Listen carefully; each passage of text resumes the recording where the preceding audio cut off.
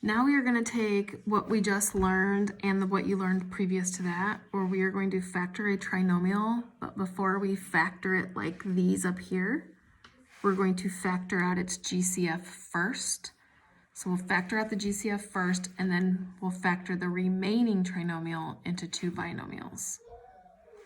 So what do these three have in common? Well, they don't have any x's in common because that doesn't have an x. So they would have a 5 in common. So what's left? X squared, 8x, because 5 times 8x is your 40x, plus 12.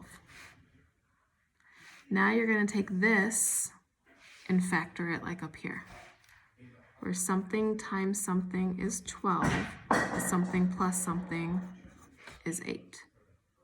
So 4 and 3 is 12, 6 and 2.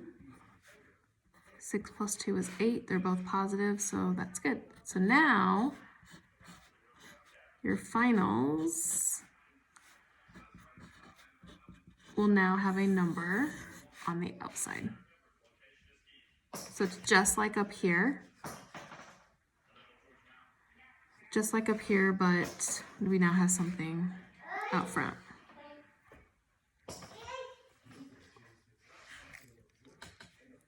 Okay, so now I am going to factor out, they don't all have an x, so I can't pull out any variables. The largest one they're going to have in common is the 3. 3 can go into that, yes. So we have x squared minus 2x minus 80. So I need something times something is negative 80 that you add together and get negative 2. So 80 would be 8 and 10. 8 and 10 can get me to the 2. Can it get me to a negative 2? Well, negative 10 and a positive 8. Because if you're in the negative 10 and you're going positive 8 spaces, that takes you up to negative 2. Or you look at this and you say, I have one of each, so I subtract. 10 minus 8 is 2. The largest number is 10, and it's negative. So 3, and then x plus 8, x minus 10.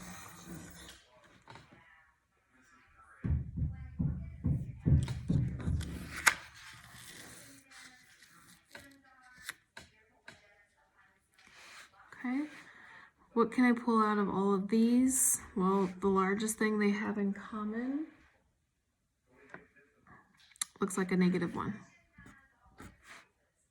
Because there's a 1 here, so the largest they have in common is a negative 1. So we have x squared, negative 14x, because a negative times a negative is your positive, and a negative 48. Oh, sorry, positive 48, because a negative times a positive is a negative. So we had to pull out negative 1, not just positive 1. Because if you only pulled out the 1 and not the negative, then you're left with a negative x squared, and you don't want to have a negative variable. A negative variable with exponents. All right, something times something is 48. Something plus something is 14. 48, I just think of 6 and 8. Oops, sorry, negative 48. I keep forgetting that. 6 and 8 is 48, but I need a positive 14, so then 6 and 8 is not going to work. Because if I need a negative 48, one of these has to be negative. And if one of these is negative, then you have to subtract these and you won't get 14. Okay, so that's not going to work. 12 and 4 is 48. Will that get me 14? No, because if I subtract them, I get 8. Okay. How about...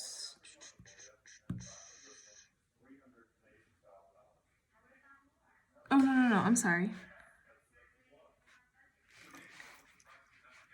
I was looking at these up here. That one's gone.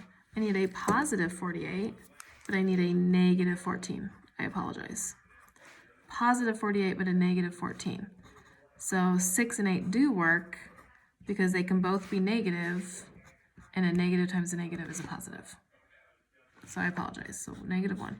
X minus 6, x minus 8.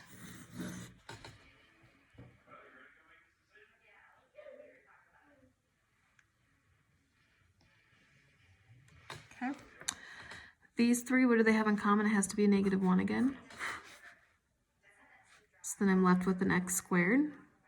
I'm left with a negative 5x. I'm left with a negative 176. And their negative times a negative is positive. Negative times a negative is a positive. So that one's gone, to not confuse me again. So I need something times something is negative 176, and something plus something is negative 5. Well, if I was looking at my multiplication chart and I looked around, I would find 176 goes with 11 and 16, which can also give me negative 5. If the negative 16 is bigger, because if you subtract, you get your 5, largest one has to be negative, so it's the negative 16. So negative 1, x plus 11, x minus 16.